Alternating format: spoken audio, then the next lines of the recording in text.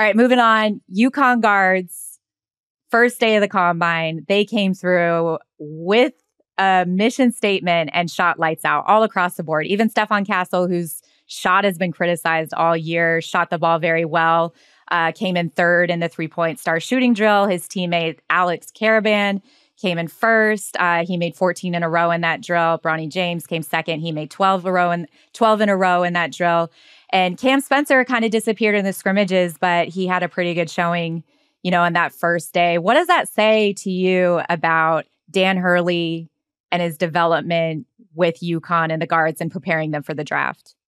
Yeah, it says that the best team in college basketball had a lot of dudes on their team. I mean, Alex Karaban was really impressive. He was, first in the three-point star shooting drill, first in the shooting off the dribble drill, first inside mid-side shooting drill. Cam Spencer was third in the star drill, second in shooting off the dribble. Cam Spencer, by the way, I think yelled the loudest F word I've ever heard in human history this week. Just if you had betting odds on who would yell the loudest F word, I think it would have been like minus 10,000 for Cam Spencer. Fantastic. Tristan Newton was good too. Finished tied for seventh in the star 3-point shooting drill. Also had a top 5 number on the shuttle run. So like all of those guys, I think probably did well for themselves. Karaban, I think, is going to be an interesting one where does he go back to UConn? Does he get drafted like late first round or get kind of guaranteed money? Like he had a really solid week.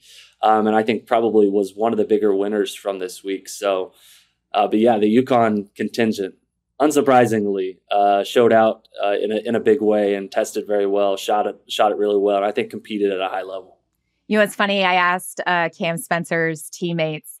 I said, because he's a very, very serious player, very serious. Like he showed up to Final Four, dribbling the basketball during his media availability, and was like, "I don't even want to be here talking to you guys. I just want to get on the court. I want to, get some shots up." Like he's very serious. So I asked a couple of his teammates here. I said, "What is Cam like off the court? Like, what does he do for fun?" And they just said, "Nothing. I don't know a single thing that dude does except play basketball, watch basketball, study basketball. Like he'll hang out with his family." And I said, "Well, who did he room with on the road?" And they said, "Alex Karaban." So I asked Alex, and he said, "No, he's so serious." I said, "Well, have you guys had any fun at all in Chicago?" And we know all the food you can eat in Chicago, all the restaurants.